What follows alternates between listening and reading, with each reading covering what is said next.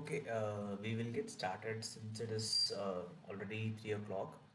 So, welcome everyone. Welcome to the first ever week TA session, teaching assistant session for the course Bioengineering and Interface with Biology and Medicine. Actually, before starting with anything, I'll like to ask a couple of questions. One question is, am I audible enough? Like, you can, if you can't open your mic, you can also type it in the chat. Okay, yeah. And is my slides visible? Like on the left? Yeah. So perfect. Yeah. So audio's fine and slides are fine. So yeah. Once again, welcome everyone to the first week session. So this course is a very short course. It's a 8-week course compared to the other 12-week course that we have.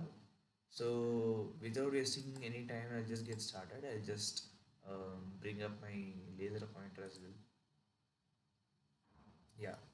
So before going into the details of the session, this TSF session, and before going into the contents of this week, I'll just since this is the first week, I'll also like to describe short description about myself. So I'm Arjun. I'll be your one of your TAs, teaching assistants for this course, and I'm a PhD student from Indian Institute of Science, Bangalore, and primarily, I'm also, since I'm working in the Department of Bioengineering, my primary research area involves around molecular imaging. So later, I'll try to incorporate my research area and concepts from my research field as well into explaining how this will be a part of bioengineering as well. So these are my contact details basically. So my email ID is just prescribed here. So if you want to reach out to me in case of any doubt or something, you can reach out to me through mail, and you can just get to know more about me through this website link, which is my personal website. So going back to this course details, which is bioengineering and interface with biology and medicine, I already told you guys that it's a 8-week course on NPTEL, and if you look at the contents of the course, it is majorly an undergraduate level course. The concepts which are explained here are for first to second year undergraduate students, and whatever concepts will be explained will be like explained to make a undergraduate student understand concepts. So you would have, I'm presuming that you people would have already went through the week one's lectures. There were 5 lectures for this week, and there were some assignments as well. I don't know when the precise deadline for the assignment is. It should be every Wednesday, but hope you guys went through the week's material as well as the assignments as well. The course is structured in such a way that you will have this kind of course material every week, and you will have assignments every week. One assignment which will have 10 to 15 questions, which will be focused on the course material that was taught in the week. And for every week, we will also have TA sessions. And since you will be having two TAs for this course, my TA sessions will be from every Saturday from 3 p.m. to 5 p.m. This is a fixed timing, but in case if I can't make it on any of the um, fixed timing slots, I will inform the NPTEL team and they will send you a open message wherein they will adjust the slot timings for the TA session for that specific week. And going back to the meeting link, this will be the fixed meeting link for all the 8 weeks of the TA session that is going to happen for this course for this 2025 semester. And a general um, message that I would like to convey to people who are taking an NPTEL course for the first time is there will always be a discussion forum for every NPTEL course. It will be through Generally, it will be through Google Groups. I hope that the Google Groups link is shared to you people. Me and the other people, other TA of this course will also be part of that Google Group session. If you have any doubts within the course of the week, so generally the TA sessions will be from Saturday to Tuesday. If you can't ask any doubts during that TA session, or if you happen to unfortunately happen to miss any of those TA sessions, you can always feel free to reach out to any of the TAs through that discussion forum, and wherein I mean not necessarily us, but you can also indulge in a discussion with the other people who are undertaking the course as well as with the TAs. And if not through discussion forum, if it is a detailed doubt, you can also reach me by mail, which I provided in the previous slide. So with that information, I'll just get into a general weekly recap. So what I'll do for the session is I just go through a general recap of what happened for the what happened and what the course instructor Dr. Sanjeeva Srivastava explained for the 5 lectures. And after the weekly recap, we'll just have a short doubt session, following which I'll just go through the assignment questions of the previous iteration of this course. This previous iteration of the course happened in January 2024, and there was uh, that iteration also had a couple of assignment questions for every week.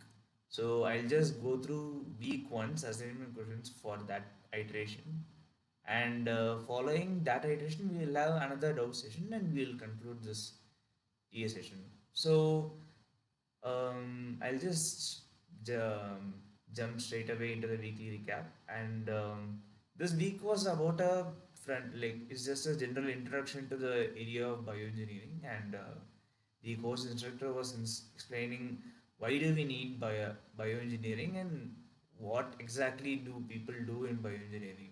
And for that, he first went on to explain about why do engineers need to learn about biology, and why do they have a course which explains basic biology to engineers. So there are, and he goes on to explain that there are a lot of global problems in the world which needs solutions, which doesn't need like normal kind of solutions, which need interdisciplinary solutions, which require people from different backgrounds, different educational backgrounds to come together to solve some common problems. He went on to explain different global problems, which include the growing population and the demand to meet the energy requirements and food requirements for that ever growing population. And he also went on to explain other case scenarios where we have um, several deadly diseases which are yet not tackled to the perfection, like HIV or cancer. And he also went on to explain like how we have very limited energy resources in the world, and why do we need to go on to uh, look for other alternative energy resources.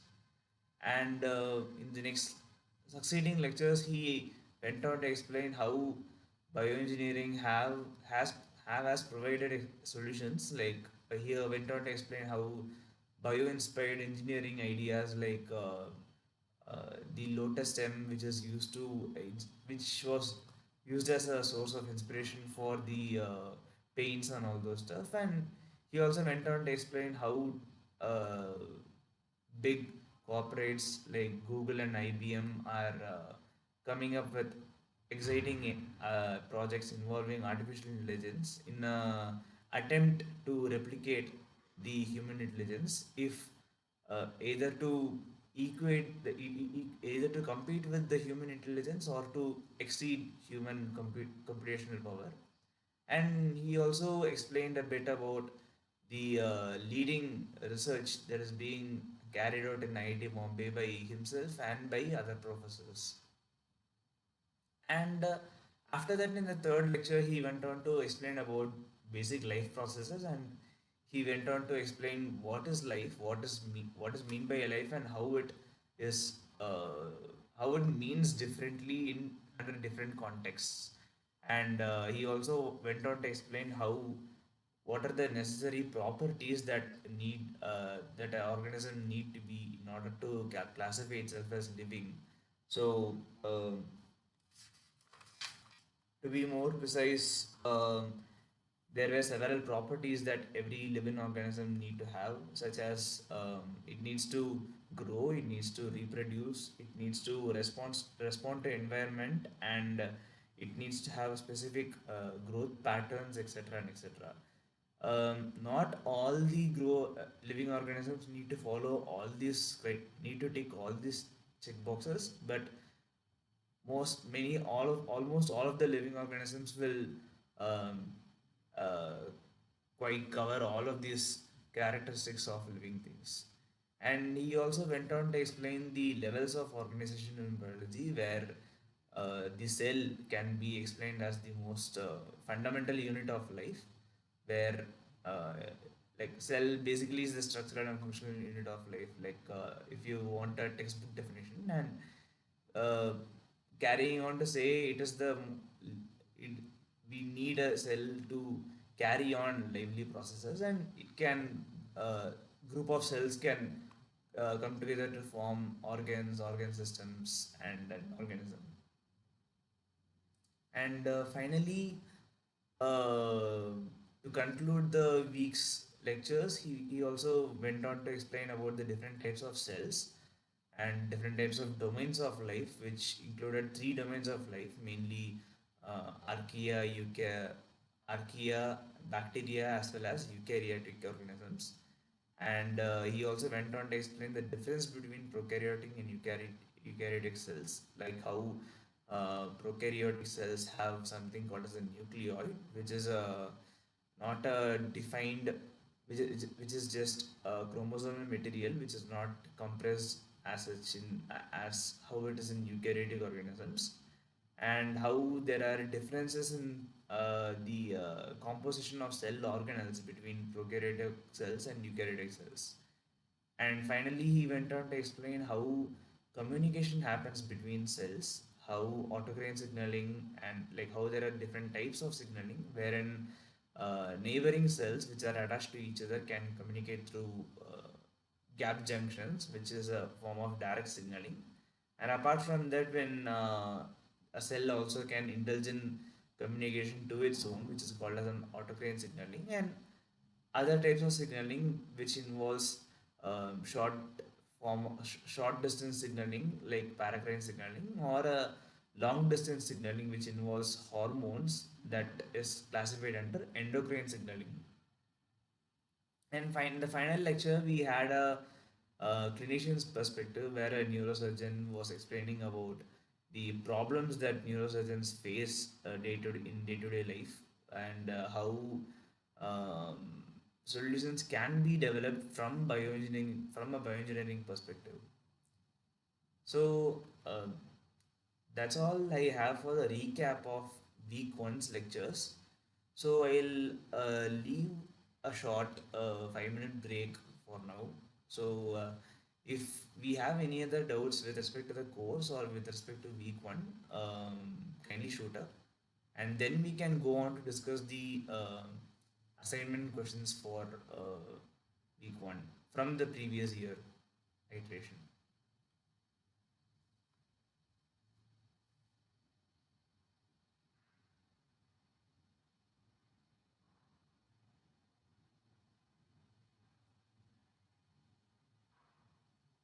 So I would like to also ask a general question to like, take your time to obviously shoot doubts.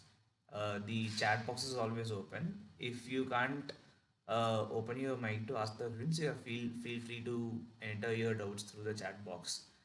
I'll just see where there is a option to give a poll. Basically, I just want to ask. mm,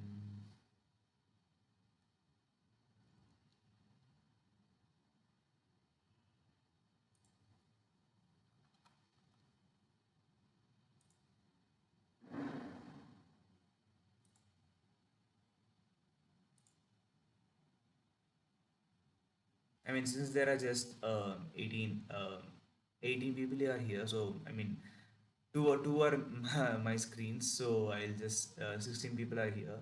So I just want to know what are your like educational backgrounds? Like, how many of you are from a bachelor's? Like, how many of you are taking this course from a bachelor's background, and how many of you are taking it from a master's background, or so on and so forth? You can just type it in the chat box.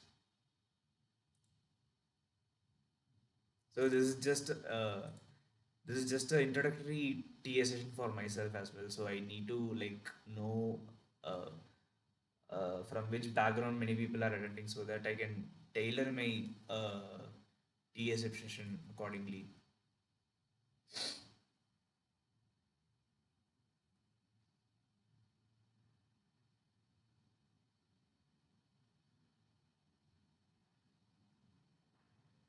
Okay, many people are saying bachelor's, and there are two entries for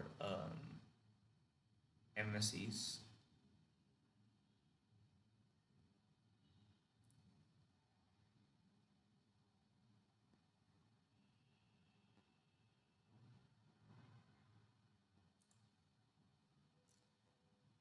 Guys, I'll just be back in a second. I think power is off in my this thing, so I'll just be back in a second.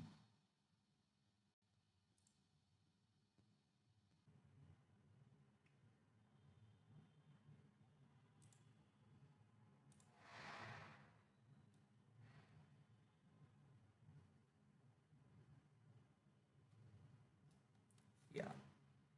So yeah, I mean, before I exited the call, I just saw uh, everyone's responses, and many of you were from a bachelor's background, like B or B Tech, and with this thing. But yeah, that's good because this course itself is intended for bachelors in the like bachelor's people in the first place.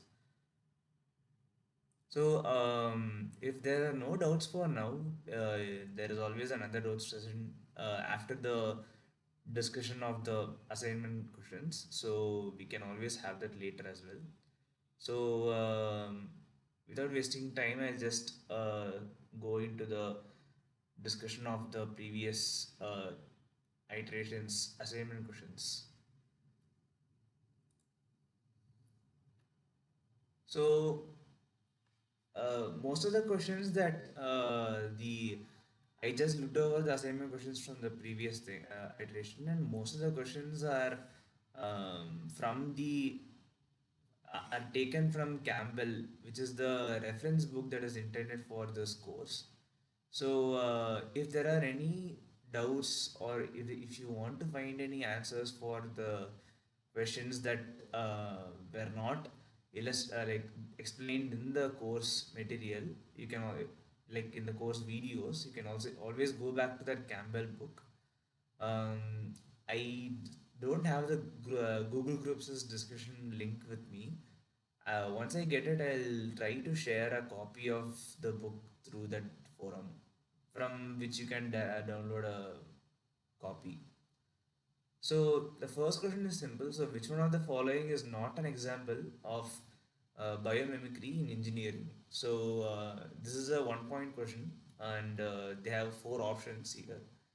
So option one is Velcro inspired by burrs. So burrs are just plants which have this spiky ends, and Velcro was inspired by from them because they can stick onto a they can stick onto some object using this spikes, and that's how Velcro works as well. And option two, wind turbines modeled after seashells.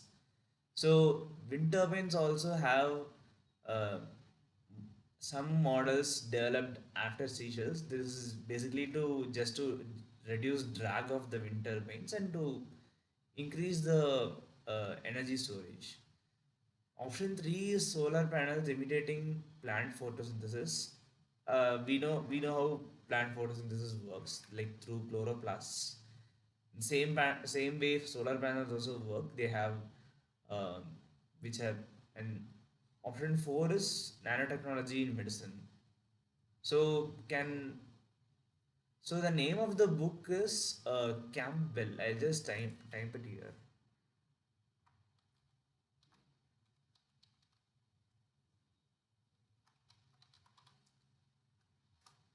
Campbell Biology. So most often you will find the ninth edition or the 11th edition of this Campbell Biology book. It's a very um, like simple book for first year undergraduate students. I'll try to share a copy of this link or a copy of this book as soon as possible to the groups if it is not already there.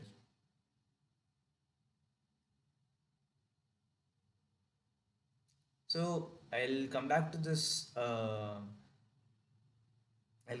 question and Q&A session. So all the three options that we have seen so far are inspired from something. Velcro is also inspired from a living organism. Wind turbines are also modeled from something, and solar panels are also modeled from something. So the correct option should be nanotechnology in medicine because um, there is no uh, living thing that is being modeled uh, from like from which nanotechnology is being modeled, because nanotechnology itself deals with uh, synthesis of materials which are in the nanomaterial range, and there is no observable phenomenon, at least by the at least by the naked eye, which involves uh, organisms or living structures of that size. So nanotechnology in medicine would be the right answer. Uh, if you think any other answer is valid, you can also put it up in the chat box and explain why you think so. And you can also try attempting to answer any of those questions as I uh, go on. So, question number two: how can biomimicry in engineering contribute to sustainability? Biomimicry, like as we saw in the initial lectures of this week one lectures, so biomimicry is just engineering, engineering ideas which is just inspired from biology around us. So, bio-inspired engineering is just called biomimicry. And the question just asks, how can biomimicry in engineering contribute to sustainability? And once again, this is just a one point question, and there are four options here. So, first option is by depleting natural resources more rapidly. Second option is by focusing solely on profit margins. Third is by promoting innovative and eco friendly solutions. And fourth is by ignoring the principles of biology. And through the lectures itself, we can see that it's a pretty straightforward question and answer. And the answer is by promoting innovative and eco-friendly solutions, because we need to look for uh, alternative solutions to problems, and how the solutions come by is to take inspiration from the nature around us. That's what the whole point of biomimicry is. So the correct answer would be to promote by promoting innovative and eco-friendly solutions.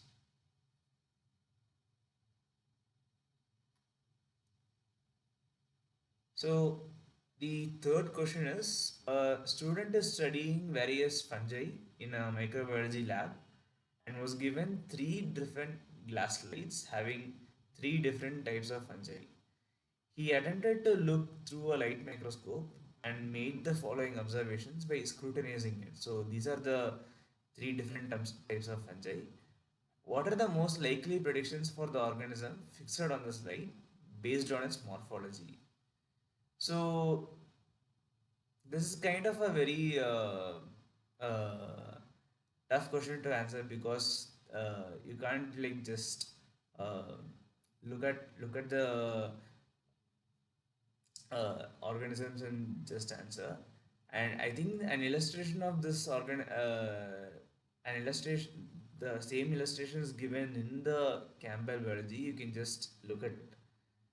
I'll just give the answer for now, because there is no way at this stage we can identify how it is. So the answer is the first organism is budding yeast, second is fission yeast, and third one is as ascomicity.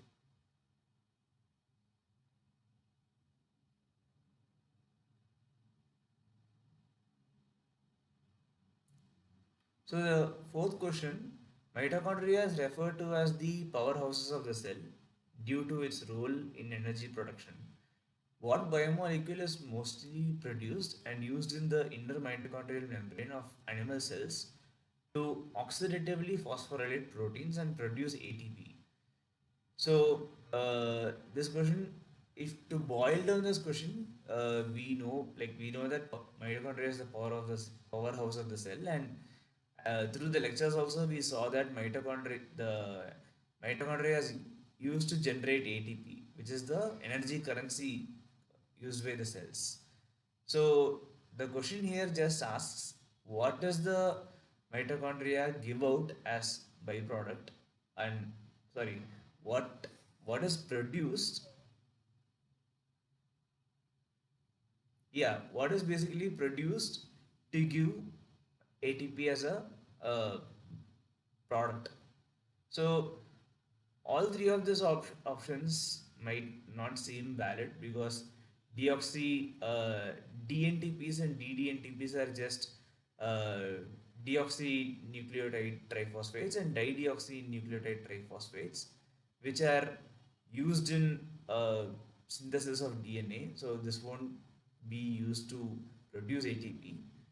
The correct option would be NADH.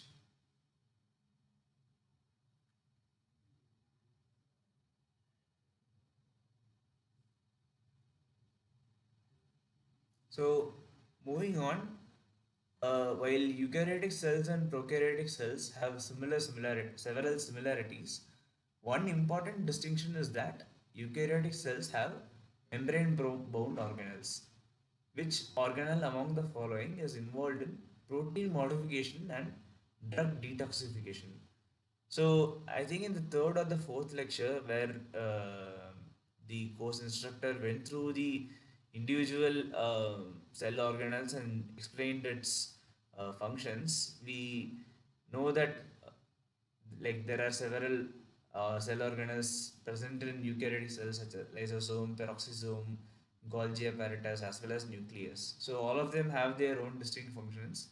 Lysosome, it's mostly uh, implied as the suicide bag of the cell, where you have, if any foreign particle is ingested by the cell, and cell deems it to be foreign and wasteful.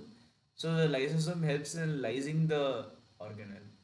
Peroxisome, on the other hand, it helps in combating oxidative stress faced by the cell. So they have in peroxisomes, as we saw in the lectures, it has enzymes called catalases, which helps to catalyze hydrogen peroxide, which is one of the oxidative stress inducing molecules. Nucleus, as we all know, this is the control center of the cell, which helps in production of ribosomes, and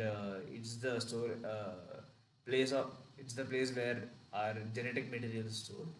So the remaining option is Golgi apparatus, which is in fact the right answer for this question, which is involved in protein modification and drug detoxification. So Golgi apparatus, generally what it does is it gets the proteins packaged from the endoplasmic reticulum, and once the packaged proteins come to the Golgi apparatus, it helps to further modify the proteins for transport as well as for further applications down the line for any other metabolic pathway.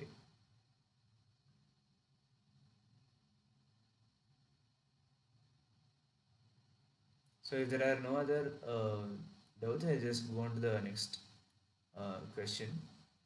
The nucleus contains genetic material in the form of DNA, and its integrity is essential for cell function.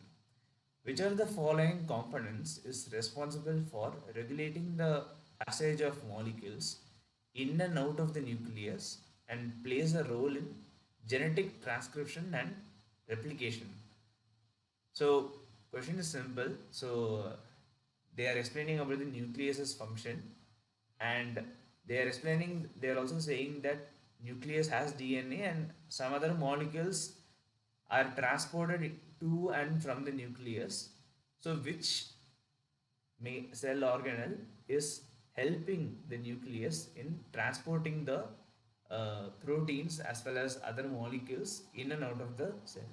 So they are given four options: nuclear pore complexes, nuclear envelope, nucleolus, and both A and B. So, does anyone want to attempt this question? Like, just for a change, does anyone want to say what would be the probable correct answer for this?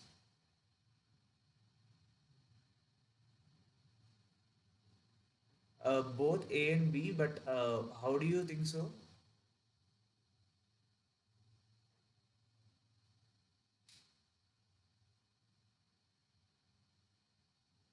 So, just to clarify, nuclear envelope is just a barrier. So, I think they are just asking about a specific component which helps in the passage. So, you can think in that direction and like maybe reconsider your answer. Because nuclear pore complexes, they are proper channel proteins which are present in the membrane, nuclear membrane. And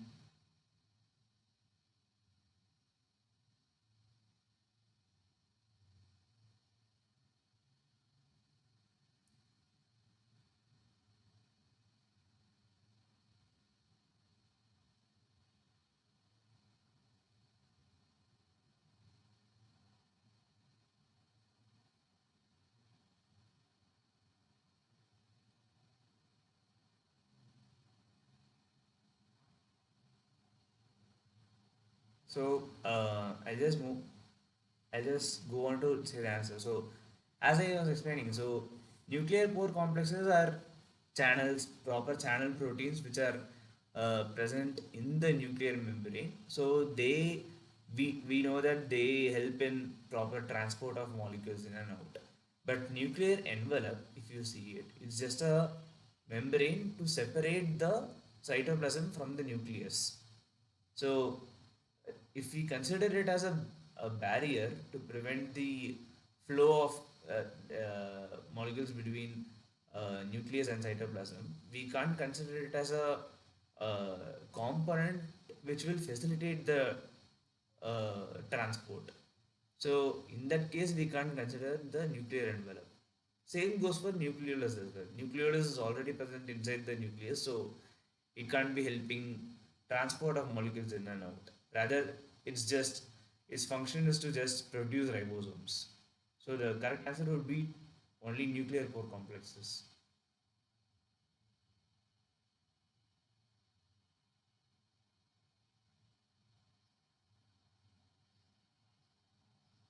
So I'll go on to the next question. So choose the correct combination from the figure attached below. So they have given a uh, they are given a figure and they have labeled all of these parts. So we have to label these parts. Actually, I kind of I'm also confused how the options would be proper. Like my closest call would be around option three or option three or option four, but I still don't know. So one, this looks like a prokaryotic. So to my opinion, this looks like a prokaryotic cell because the uh, nuclear genetic material is not enclosed within a membrane. Rather, is just free floating in the cytosol of the cell. So one of the, if we go by that logic, prokaryotic cells might not have mitochondria. But what other logic that I would be using here is we have three domains, right? Archaea, the eukaryotic bacteria, as well as the eukaryotes.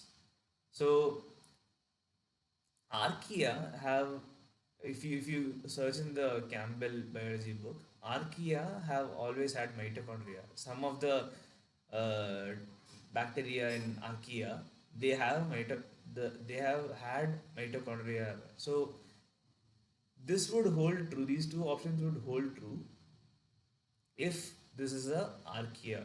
The other two options won't hold true because nucleus and vacuole won't look like this, and vacuole will be present only in plant cells, as we saw in the lectures.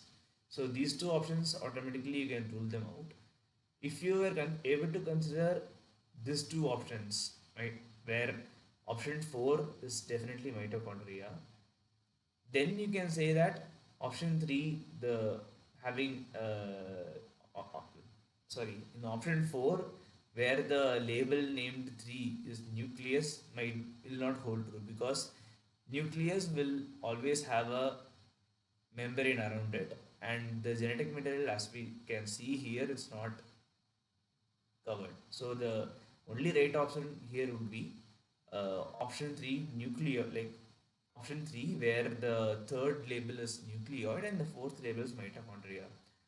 But here I am still confused about how option 1 will be pili and option 2 will be flagella, because if you guys can go back to the source material book, you can see that flagella are, in many cases, flagella are longer than pili, and flagella can actually be visible in a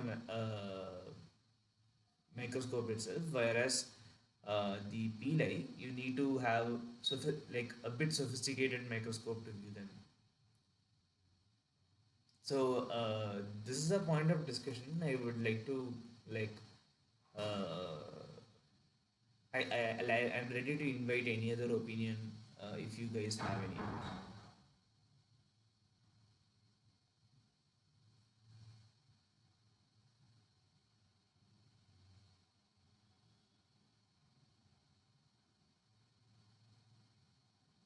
And if not, we can just go to the next question. So, so question number 8 is: phospholipid bilayers make up the majority of cell membranes. Although they also include integral and peripheral membrane proteins, which of the following functions as a transporter, receptor, or enzyme for various cellular processes? I can reread the question. Phospholipid bilayers make up the majority of the cell membranes, although they also include integral and peripheral membrane proteins. Which of the following functions as a transporter, receptor, or enzyme for various cellular processes? So here they are given four options: sphingoproteins, integral membrane proteins, peripheral membrane proteins, and glycoproteins. And once again, like, this question is also not from the material, but it's rather from the book. So the correct option like here will be around integral membrane proteins. So integral membrane proteins are proteins which span across the phospholipid bilayer. So they have three different domains. So one is the cytosolic domain, one is the transmembrane domain, and one is the extracellular domain. So I don't know if I can draw something right now, or yeah. So if you just imagine this as the phospholipid bilayer, so integral membrane proteins are something which will be like this.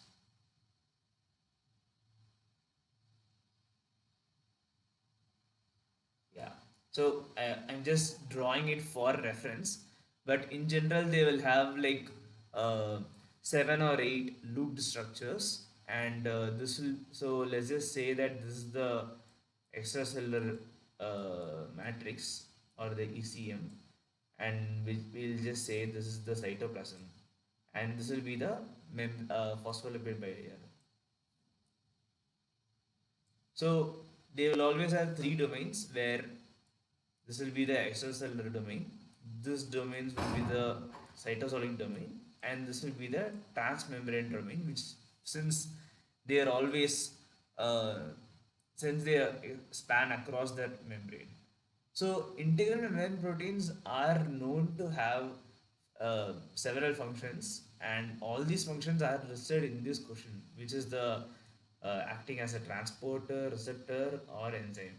Several some integral membrane proteins are also uh, known to be enzymes. Some of them are known to be receptors where they receive any molecule in a different isoform, and then they undergo conformational changes, and then they open up to the cytoplasm, releasing whatever molecule they want. And same goes for transporter as well. So sorry, that case was in transporter. Receptor, as in we already saw through cell signaling. So it will receive a stimulus from a molecule, and then following the stimulus, it will undergo any output response where it releases any other chemicals downstream. So integral membrane proteins would be the ideal answer for this question. Glycoproteins, already we know that those are sugar molecules attached to any protein domains. And peripheral membrane proteins are those which they are similar to integral membrane proteins, but they lack all these domains which the integral membrane proteins have.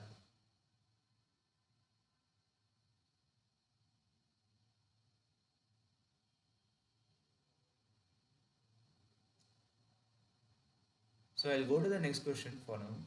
So haploid gametes are produced during meiosis in the setting of cell division. Which unique event results in genetic diversity in progeny during meiosis 1 but not during meiosis 2? So I'll repeat this question once again. Haploid gametes are produced during meiosis in the setting of cell division. Which unique event results in genetic diversity in progeny during meiosis 1 but not during meiosis 2? So, yeah. Sharon is saying option 2, crossing over recombination. If you can, if you don't mind, can you also explain how do you think crossing over this thing can be the correct answer for genetic diversity? Or you can also explain why the other three answers cannot hold true as well. Either one of them works.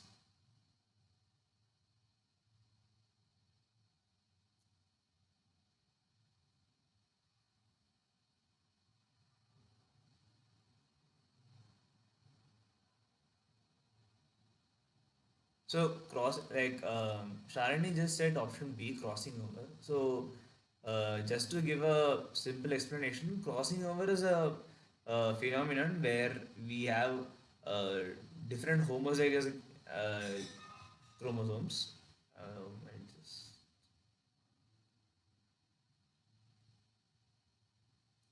yeah. So if we just have, let's just say A and B. So crossing over is a phenomenon where exchange of genetic information happens, where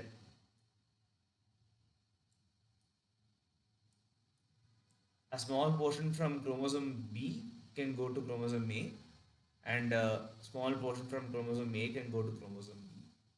So this is called crossing over, and yeah, it does result in recombination. So that will be the correct answer because there is exchange of genetic material from one part of the chromosome to another.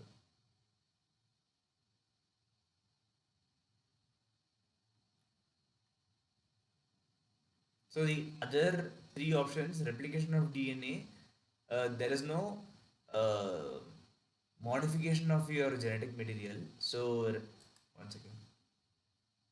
Yeah. So to just go over the other options, replication of DNA doesn't result in any modification of your genetic material, so that will not result in any genetic diversity. Same goes for reduction in chromosome number. Rather than giving genetic diversity, it will give you genetic abnormalities, which will result in chromosomal aberrations and diseases relating to that.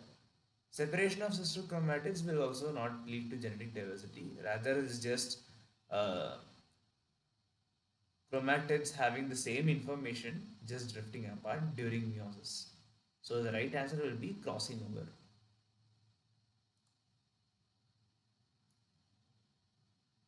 So if there are no other doubts, I'll go on to the last question for this thing. So mitochondria is responsible for energy production and is believed to have originated from an ancient symbiotic relationship. The hypothesis is known as the endosymbiotic theory, which two are thought to have contributed to the evolution of mitochondria. So I think this question is a pretty straightforward question from the lecture 4 of week 1, where the course instructor was talking about several theories which would which gave an explanation for how mitochondria will have its own genetic material apart from the cell. So we know that um, and one such theory was known as the endosymbiotic theory, where we had a eukaryotic cell, and the eukaryotic cell would have um taken in the prokaryotic cell inside itself through a bulge in the membrane, and that would have resulted in the prokaryotic cell present inside the cell to have two different membranes. One membrane which is inherent to itself, the prokaryotic membrane, and one membrane which was formed due to the vesicle with which the eukaryotic cell took it in. So they are asking which two are thought to have contributed to the evolution of mitochondria. And we can look at these options and say, just see that they are asking about organisms, but almost all these options have organelles instead. So endoplasmic reticulum, chloroplasts, Golgi apparatus, all of them are organelles, so they couldn't have contributed to evolution. And if we were to talk about the organisms, only alpha proteobacteria as well as archaea were ideally contributing to the evolution of mitochondria, since they would have followed this. Yeah, Parvati, you also got the answer right. So the answer would be alpha proteobacteria and archaea.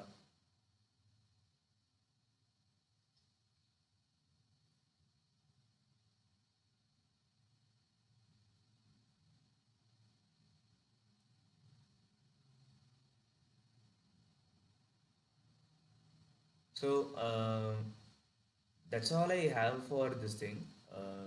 After this, I just have a general doubt session where we can just discuss concepts.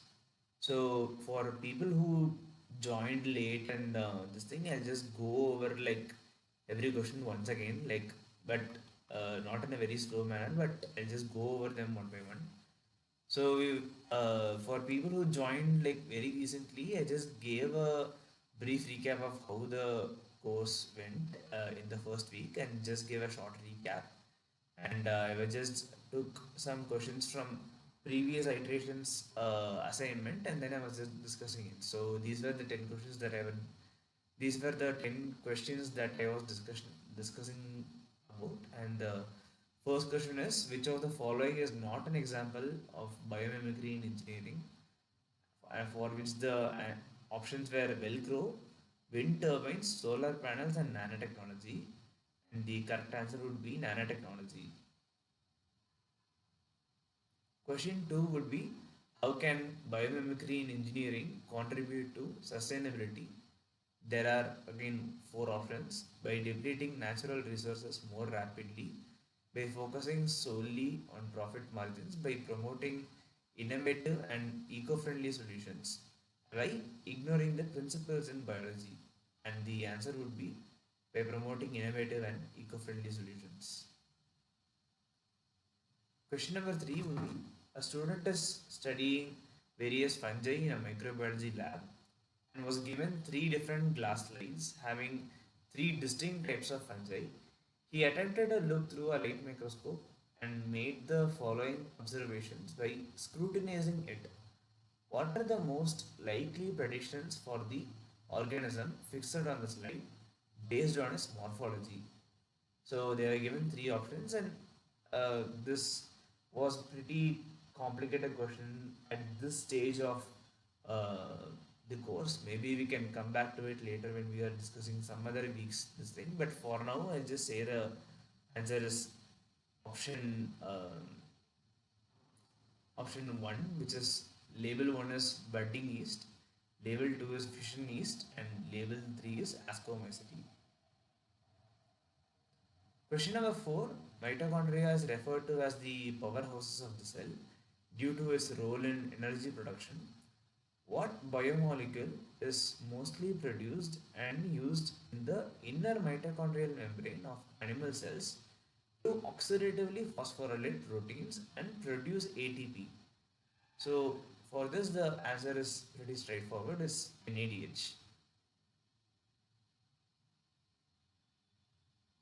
And question number five, while eukaryotic cells and prokaryotic cells have several similarities, one important distinction is that eukaryotic cells have membrane bound organelles.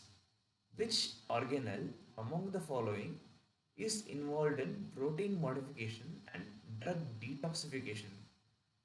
And we were discussing about each organelle and what function it does, and according to that, Golgi apparatus would be the right answer because it receives proteins from the endoplasmic reticulum, packages it, like helps in packaging and modification and transport. The next question would be, the nucleus contains genetic material in the form of DNA, and its integrity is essential for cell function. Which of the following components is responsible for regulating the passage of molecules in and out of the nucleus and plays a role in genetic transcription and replication? So once again, there are four answers, and there is a, as we have discussed earlier, there is a chance to confuse between both A and B and A. The answer actually is nuclear pore complexes because these are the actual channel proteins which help in transport. Nuclear envelope just acts as a barrier between cytosol and the nucleus. So that cannot be a, that technically can be a part of, that can be contributing to the passage of molecules. And question number seven, choose the correct combination from the figure attached below. And the correct answer for this would be option number three, where label one would be pili, label two would be flagella, label three will be nucleoid, and label four will be mitochondria. And the pro, this will apply true only when the cell, as we discussed earlier, this will hold true only when the cell is a archaic cell, which is, that is, it belongs to the domain archaea. Question number 8, phospholipid bilayers make up the majority of cell membranes, although they also include integral and peripheral membrane proteins. Which of the following functions as a transporter, receptor, or enzyme for various cellular processes? And the answer for this is integral membrane proteins. I was explaining what integral membrane proteins were, where they had three different domains: the extracellular, cytosolic, and the transmembrane domain.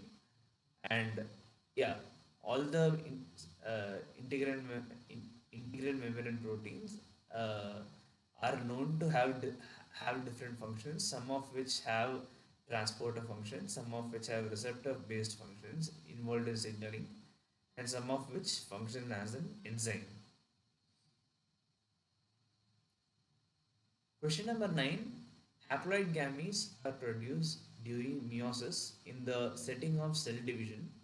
Which unique event results in genetic diversity in progeny during meiosis 1 but not during meiosis 2? And the answer is crossing over or recombination. As crossing over is the only option in this four which will give rise to genetic diversity. And the last question, Mitochondria is responsible for energy production and it is believed to have originated from an ancient symbiotic relationship. The hypothesis is known as the endosymbiotic theory. Endosymbiotic theory, as I was explaining in a couple of minutes before, that it is a theory where of how the double membrane structure inside the cell came to be existing, and which two are thought to have contributed to the evolution of mitochondria. And the answer would be alpha proteobacteria and archaea, since all the other options have organelles which wouldn't have contributed to the evolution. So that's all the questions I have for this week. I'll leave it for a general doubt session. So, one important announcement that I would like to make is the registration for the course, uh, the deadline for the registration of this course, I think it's going to end in 1 week.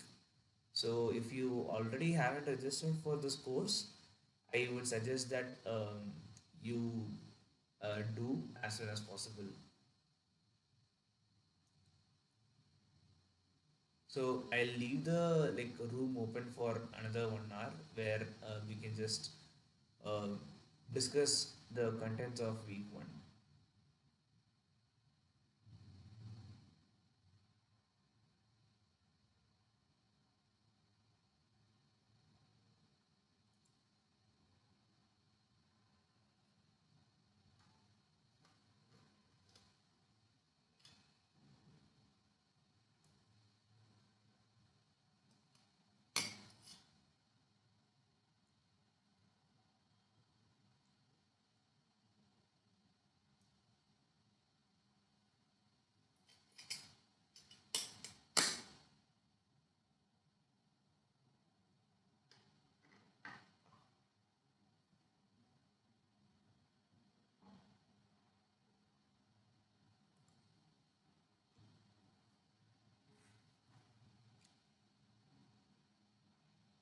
So the exam for the course is multiple choice.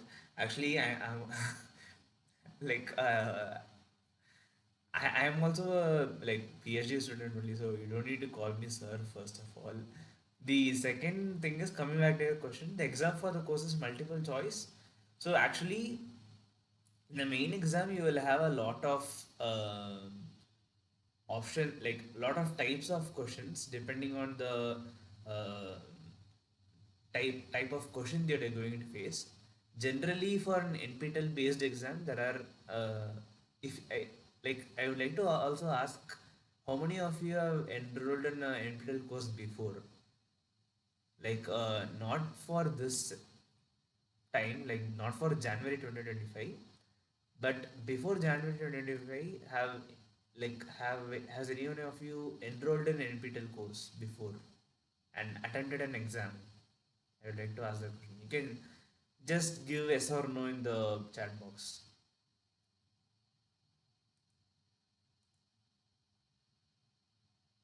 So I got a no, no, no. Okay, no. So okay, so I'll just yeah, I think majority of the people haven't taken an NPTEL course before. So to briefly summarize about an NPTEL course, you will have an exam. I think for an 8 week course, you will have an 8 week course. You will have an exam around April 12th or 13th, and for that, depending on the type of questions you have, you will have multiple question types. Sorry, depending on the content you have, you will have multiple question types.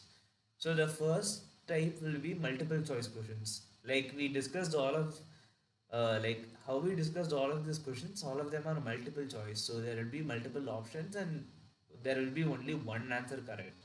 So those are multiple choice questions. The second type of questions will be multiple select questions. So there will be multiple options, and out of that, multiple answers will be correct. So those type of questions are multiple select questions. So if I have, uh, I can't like I'm presenting this in a PowerPoint, so I can't show you these questions. But if you have your if you are logged in into your NPTEL account, For other assignments, like once the other assignment starts coming in from other weeks, you can see that some questions will have multiple choice where you can select only one option, and the other some other questions will have multiple select questions where you have the provision of choosing more than one answer. And your answer will be correct only if you correctly choose all the correct options. Like even if you choose one extra option, or if you don't if you fail to choose any correct option, your answer will be wrong. And in some questions you will be awarded half marks. The third type of questions is numerical type questions. So I'll just put it here. So first is MCQ, second is MSQ, multiple select questions. Third one is NAT, that is numerically answered questions. So if you have numerically answered questions, just have a text box like this in the below the question, and if it is a math based question which might come in the future weeks, you might have to do a small calculation. Calculator might will be provided to you in the exam. Online calculator will be provided to you. Coming back to Sebin Matthews' question, whether the exam will be conducted online or offline. I think nowadays all the NPTEL exams are conducted online only. I don't think there is any offline pen and paper based exam. So you will be um, on the day of the exam, you will be allotted to a computer center. There you have to go and attempt the exam and then come back. The computer will have its own calculator, like the software in which you will be giving your exam will have its own calculator. There only you have to this thing. Is there any negative marks? Actually, I am not sure about negative marks.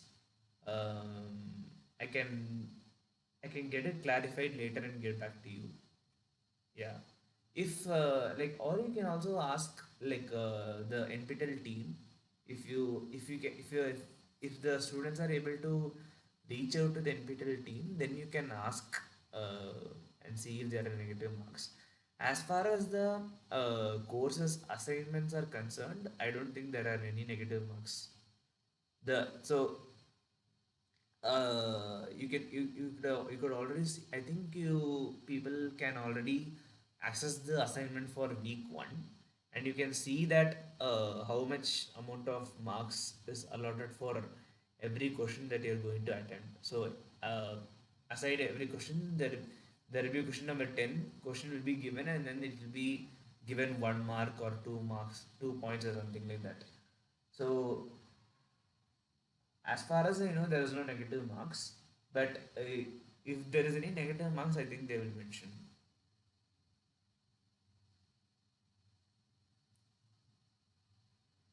And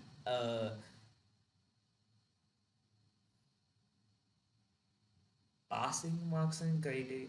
So passing mark, I think it is 40. It was 40.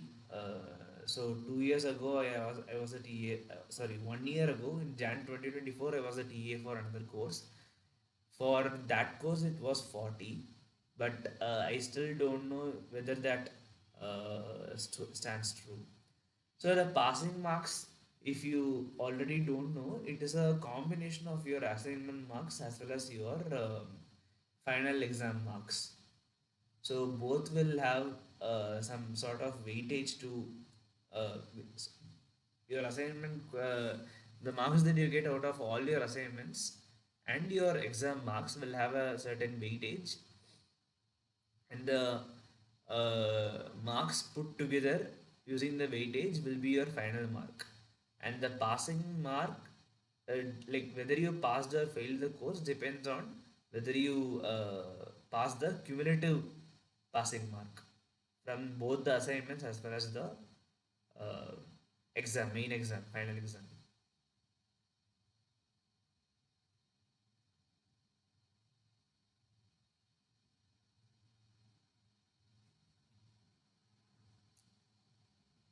Certificates will be like. Uh, I don't know exactly how they'll be provided, but I think it will be provided after your exam. These can I think this is a very logistical question, so I think it is better if you ask the NPTEL team instead of me.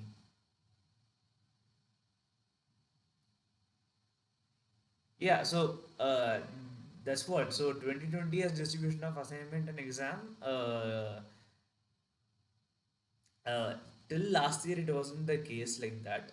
But it is better if you ask the team now as well. Till last year, as far as I know, you don't need to like have 20 in assignments and 20 in exam. Even if you score, I mean, I should not be saying this, but even if you score 35 in exam, and like if you manage to score only less marks than either of the assignment or the exam, if you pass in the like if you cross the 40 marks or something like that, I still don't know the passing marks for this course. Maybe it will have a higher passing mark as well. Maybe it can be 60 as well, I don't know. It's better if you ask the NPTEL team about this. Uh, Mask or separately mail the NPTEL team about this. And also, you can also, I think the NPTEL team also is involved, like they are present in the discussion forum as well. So I think you can ask this question there as well, and they also they can uh, reply to your question or query.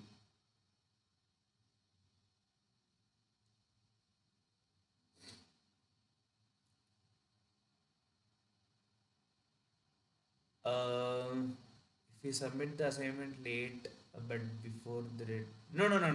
No marks will be deducted if you see the whole point is whether you submit the assignment before the deadline or not.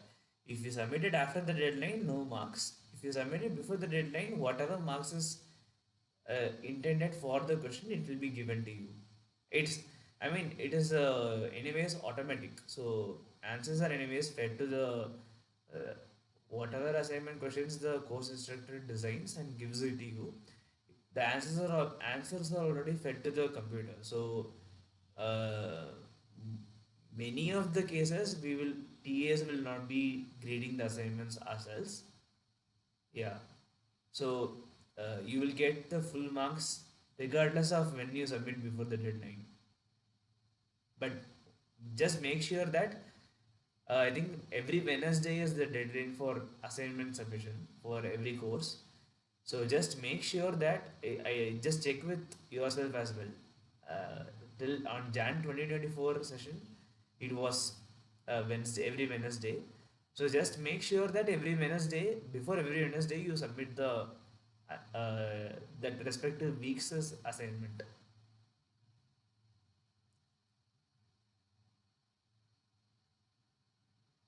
Emmanuel, that's what. So I don't know the specific weightage as well. If I, like, I don't. First of all, I don't know whether it applies for every. The same weightage applies for every course as well. Like this kind of final exam based questions and this thing. I think it's better if you ask the NPTEL team rather than me.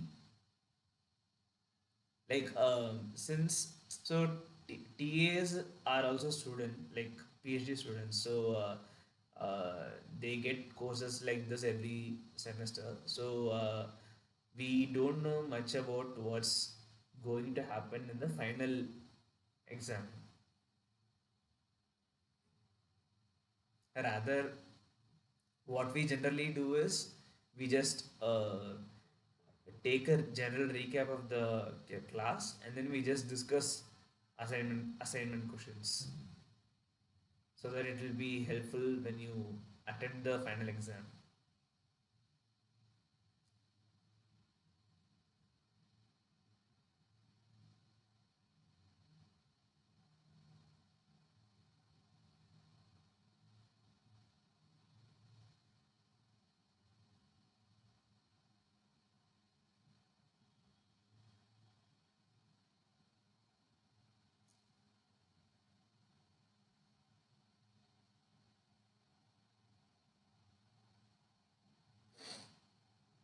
Sir, if once again, I don't need to call me sir.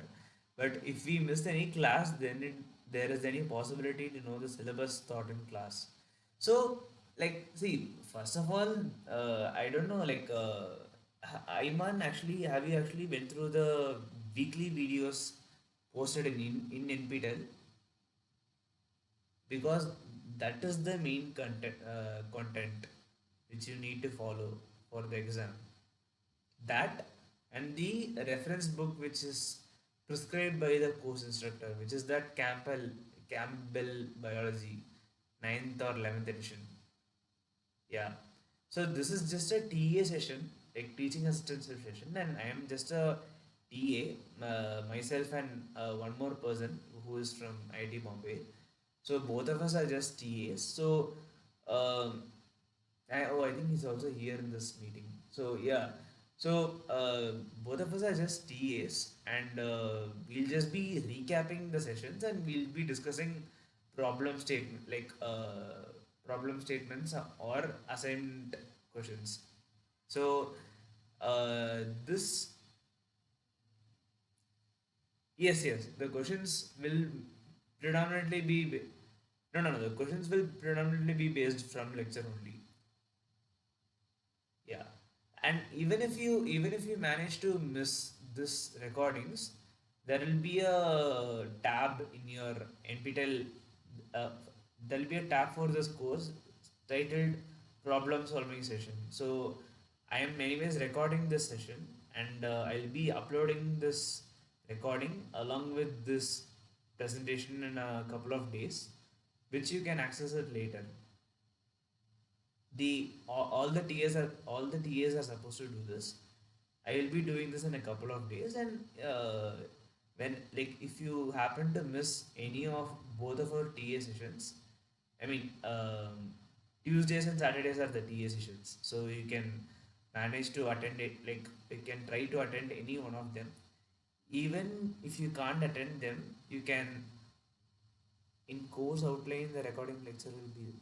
Yes, exactly. So, the last tab in the course outline will be titled Problem Solving Sessions 2025. So, if you click that, I think you will get an Excel sheet or something.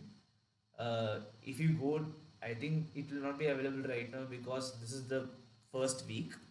But as soon as I upload my recording as well as uh, I'll be uploading this recording to YouTube, and be sharing the YouTube link to that Excel file, and I'll also be sharing the uh, PPT and PDF of this presentation that I'm making right now through Google Drive.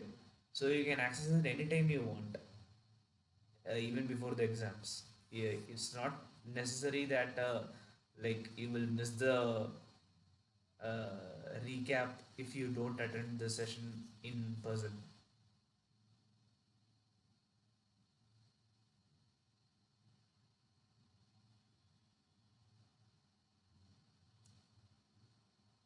And like I said in the beginning of the this session as well, if you unfortunately miss any of the TA sessions, you can go back to the recording, and if you have any other doubt, you can always reach us TAs through the Google Groups discussion forum as well as through mail.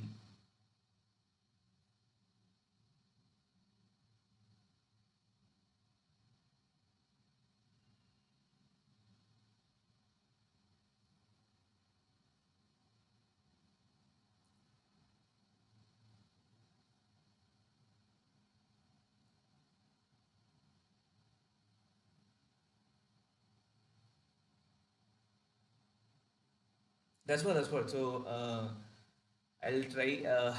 Okay, yeah. PDF and recording will be posted to an Excel sheet. Then the link for the Excel sheet you will get in probably after week one's lectures. Like probably after all the TA sessions are over. There will be a in the course outline you will have week one, week two, week three, and so on and so forth, right? If you open any week one, you will get the lectures and assignments and all those stuff. So just below that, you will be having a tab soon called problem solving sessions for 2025 iteration of this course. So there you will you can view the Excel sheet, and the Excel sheet will have the YouTube link for this video, this recorded session, as well as the PDF or the PPT, PowerPoint presentation for uh, this session.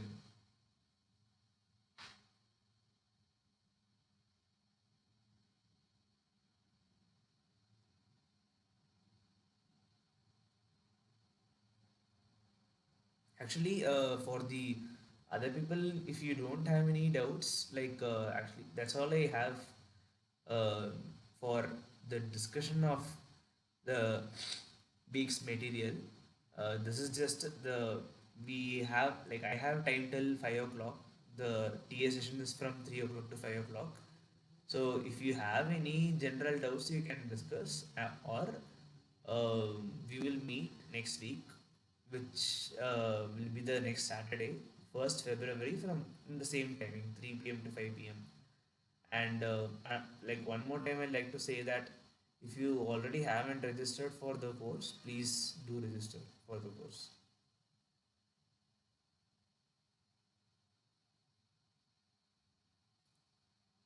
Yeah. So people who have doubts can stay in the call. Else, we can see you next week.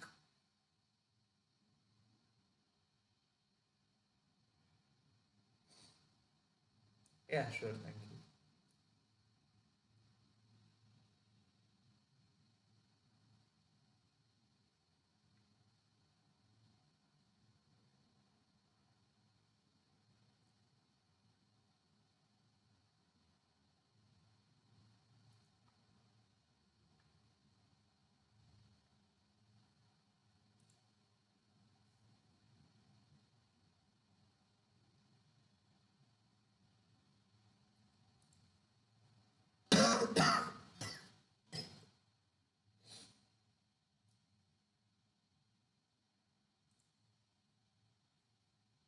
Yeah, sure.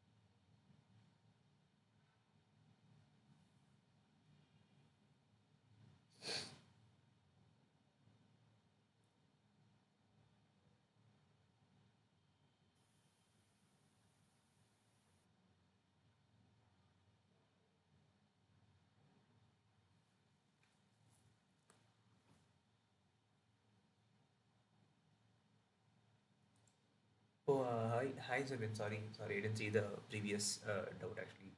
Um, how to contact the NPTEL team?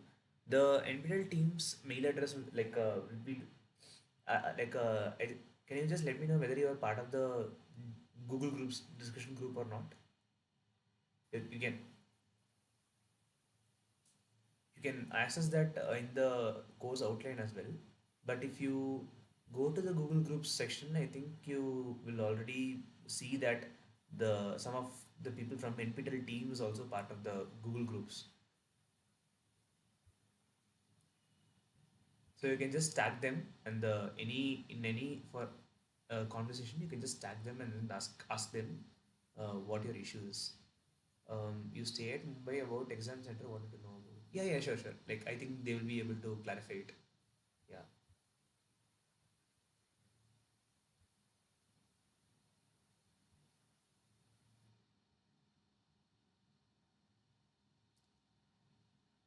Like the a general thing that I would be saying is this kind of doubts you will I think you will the team will help you figure out as you go across in this course, like as you are about to finish the course and as you are about to give the exam for the course, the team will let you know about this kind of problems and they'll help you figure it out. So you don't need to worry about it that much.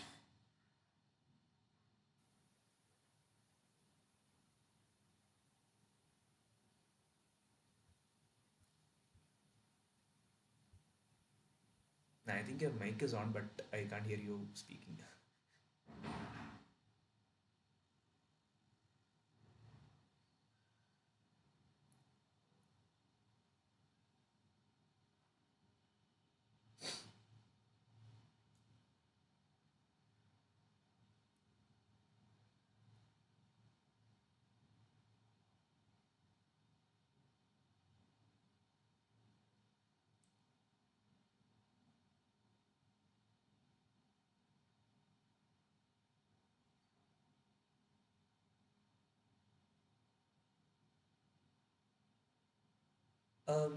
Like you don't have it by yourself, like yourself. Like actually, if I leave the screen right now, I think the recording won't have the screen right now. So I'm just afraid to switch to another tab and then show you the thing. Else I would have done it by the start of the lecture itself. I'll have it. I'll probably have the link ready in my PPT itself by next week. Um, then you can just ask. Yeah. Or I'll ask the other TA to have the Google Groups discussion link in his PPT so that you can access that. Even in this PPT, I can just modify my slides and then I can just add the discussion forums link so that you can access it when you get the sheet, Excel sheet. Is that okay with you for now? Cool.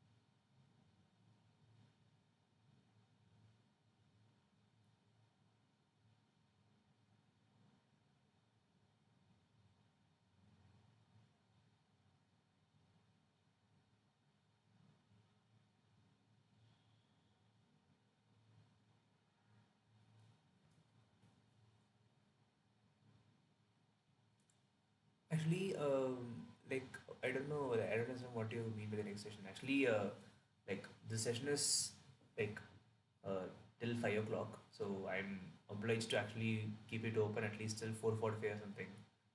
Yeah. If anyone has any doubts, they can ask. Otherwise, the session is over. Like if you don't have any doubts, you can leave the call. Yeah. Like the similar TA session will happen on Tuesday, I think. Timings I'm not sure of, but it will happen on Tuesday.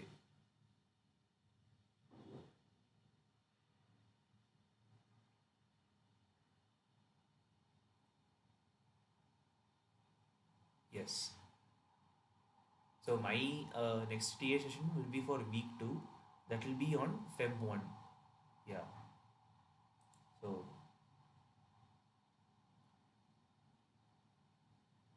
that will be in the next that will be in the next Saturday, which is February 1, from same timing, from 3 to 5.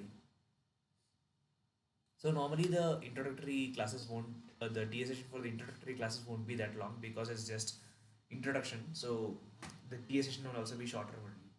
So if you, as we go on and on in the course, the sessions will be proper and will be 2 hours long. Thank you so much. Yeah.